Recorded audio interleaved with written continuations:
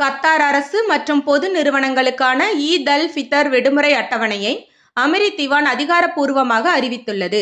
அரசு மற்றும் பொது நிறுவனங்களுக்கு விடுமுறை மார்ச் 30, 2025 ஞாயிறு முதல் ஏப்ரல் 7, 2025 திங்கள் வரை நீடிக்கும்.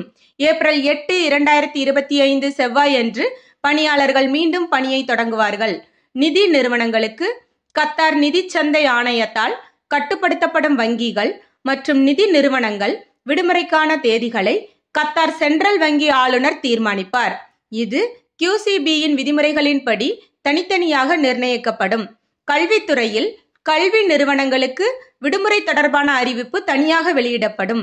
அனைத்து அரசு துறைகளும் இந்த விடுமுறையை அனுபவிக்கலாம். ஆனால் அவசர சேவைகள் மற்றும் முக்கிய நிறுவனங்கள் குறிப்பிட்ட வேலை நேரத்துடன் செயல்படலாம். இதுபோன்ற செய்திகளை தெரிந்து கொள்ள ழ ஊடகத்துடன் இணைந்திருங்கள். ழ ஊடகத்திற்காக லட்சுமி ஜெயபாலன்.